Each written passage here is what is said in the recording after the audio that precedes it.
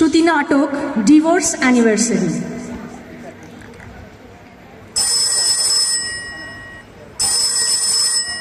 Hello, কে বলছেন? আমি আমি আমি আমি কে? নাম বলতে হবে তো। বাবা, নাম বলতে হবে, উনি চিনতে পারছেন না। মধুমিতা, প্রায় 1 বছর পর হঠাৎ ফোন করলেন। হ্যাঁ মা। মার কি হয়েছে? উনি তো ভালোই ছিলেন। হসপিটালে দিয়েছিলেন নাকি নাকি বাড়িতেই? আইসিইউ থেকে ছাড়া পেলেন তাহলে নাকি? আরে মা, কিচ্ছু হয়নি, কিছুতেই পুরো কথাটা শোনে না। হ্যাঁ, মা বলছিলেন যে আগামী 22শে শ্রাবণ তো আমাদের। 22শে শ্রাবণ কি? ওই দিন তো কবিগুরুর তিরোধান দিবস। হ্যাঁ, ওই জন্যই তো মা বলছিলেন ওই দিনই তো আমাদের ডিভোর্স ডে। ও হ্যাঁ, আমি তো ভুলেই গেছিলাম। আমাদেরও তো দাম্পত্য জীবনের তিরোধান দিবস ওই দিনই। হ্যাঁ, সে যা, গীতবিতানটা তো তুমি নিয়ে গিয়েছিলে। ওখানে অনেক গান আছে জানো, এই যেমন তোমার হলো শুরু, আমার হলো সারা, এইসব তিরোধানের গান। তোমাতে মাতে গেয়েও বেশ ভালো লাগবে। না না না, মা বলছিল আমাদের বিয়েটা যদি না ভাঙতো তাহলে আমাদের তো একটা ম্যারেজ অ্যানিভার্সারি হতো, তাই না? তার বদলে এটা ডিভোর্স অ্যানিভার্সারি, তাই তো? কিন্তু ডিভোর্স অ্যানিভার্সারি কি কখনো হয়? আমি তো শুনিনি আগে। হবে না কেন? করলেই হবে। ডেথ অ্যানিভার্সারি হতে পারে আর ডিভোর্স অ্যানিভার্সারি হতে পারে না? তা ডিভোর্স অ্যানিভার্সারি কি তুমি তোমার বাড়িতে করবে আর আমি আমার বাড়িতে? হ্যাঁ, তাও করা যায়। That's not a bad idea. আচ্ছা, তোমার কাছে আমার কোনো ফটোগ্রাফ মানে ছবি আছে? আরে তুমি তো সব ঝেড়ে নিয়ে চলে গেলে। তাও ওই একটা ছবি, সেই দীঘাতে তোমার সমুদ্রে চান করার ছবিটা আমি বিছানার তলায় লুকিয়ে রেখেছি। আরে ধ্যাৎ, দীঘাতে চান করার ছবিটা, ওই ছবিটা চলবে না। 5টা লোক আসবে, স্নানের ছবি দেখে সবাই কি বলবে? আরে তাতে কি আছে, তুমি তো আর থাকবে না। এই যে মৃত্যুবার্ষিকী হয়, তাতে কি কেউ থাকে? কোনো পুরোহিত বা ধূপ ধুনো এসব কিছু লাগবে? তুমি কি আমার শ্রাদ্ধের আয়োজন করছো নাকি?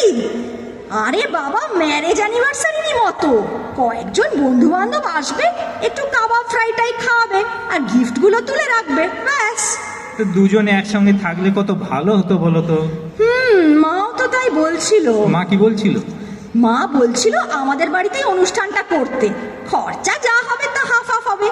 আচ্ছা, প্রেজেন্টেশনগুলো কি হবে? সেগুলোও হাফ হাফ? হ্যাঁ, অফকোর্স, সব হাফ হাফ। এই যেমন ধরো, রজনীগন্ধা স্টিকগুলো তোমার, গোলাপ ফুলগুলো আমার, ডিনার সেটের প্লেটগুলো আমার, বাটিগুলো তোমার, টোস্টারটা আমার, স্যান্ডউইচ মেকারটা তোমার, এই রকম আর কি। কিন্তু এ ব্যাপারে আমার কতগুলি শর্ত আছে মধুমিতা। আমাদের এই প্রথম ডিভোর্স অ্যানিভার্সারিতে যেমন পুরোহিত থাকবে না, সেরকম তোমার মাও থাকবে। ওকে, রাজি। আমারও কিছু শর্ত আছে যা তোমায় মানতে হবে। ঠিক আছে, বলো। আমি কিন্তু 3 ঘন্টার বেশি থাকতে পারবো না, 7টা থেকে 10টা। রাজি। আমার 15 জন বন্ধু আসবে, রাজি। তাদের গরম গরম খাবার দিতে হবে। রাজি। ও হ্যাঁ, তা তো বটেই। তারা এলেই না হয় ক্যাটারারকে বলবো খাবার পৌঁছে দিতে। আর তোমার কতজন? আমার ওই 5 জন পঞ্চপাণ্ডব।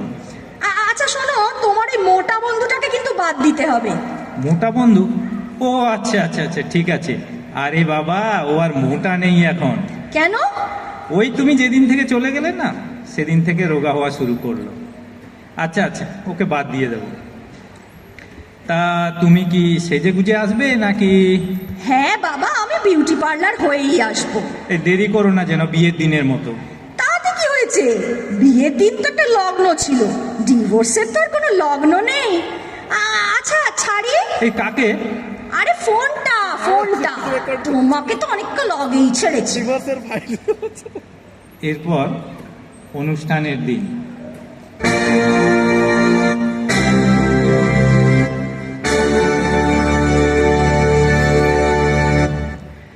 দাঁড়িয়ে আছো তুমি আমার দ্বারের ওপারে। বুঝতেই পারছিলাম তুমি আমার দরজার ওপারে দাঁড়িয়ে আছো, তাই বেল ছাড়াই দরজা খুললাম। দুয়ারে মধুমিতা। তা এটা কি ডিভোর্স অ্যানিভার্সারির গান? না তো, আজ 22শে শ্রাবণ না, তার গান। তুমি ফুল দেবে, তারপর আমি ফুল দেব, তবে তো বিবাহ বার্ষিকী না বিচ্ছেদ বার্ষিকীটা জমবে, তাই না? হ্যাঁ, এটা খুব ভালো বলেছো। এই নাও ধরো। তোমার ফুল কোথায় আনোনি? এই যে এনেছি তো। এ বাবা, এসব কি? এ তো ধান, দুব্বা, চন্দন বাটা, এসব কি হবে? ওই পুরোহিত বলল যে অ্যানিভার্সারিতে এই সব লাগে। ক্যাটারার কোথায়? আমার তো খিদে পেয়ে গেল। আরে বাবা, ক্যাটারার আসবে না, তোমার খাবার আমি আনিয়ে দিয়েছি। আর তোমার বন্ধুরা? কাউকে বলিনি আমি। সে কি? আর আমার বান্ধবীরা, তারা তো আসবে। আমি সবাইকে বারণ করে দিয়েছি, বলেছি আইসিইউতে ভর্তি আছি, এনলার্জমেন্ট অফ হার্ট। তোমার হার্ট তো চিরকালই এনলার্জড, কিপটে কোথাকার। ওমা, ঘর দোর এমন সুন্দর করে কে সাজালো?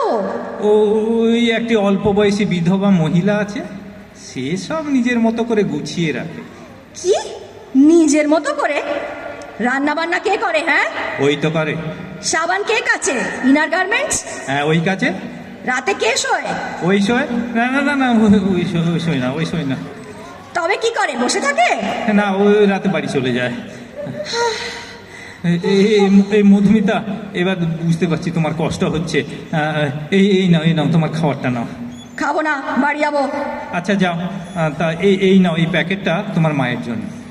এবার আমায় বাড়ি যেতে হবে, আর মাত্র 10 মিনিট আছে। চোখের সামনে দিয়ে এভাবে তুমি চলে যেও না। একটা মিনিট, আমি ছাদে চলে যাই, তুমি দরজাটা টেনে দিয়ে চলে যেও। হ্যাঁ, সামনের বছর আবার এসো কিন্তু।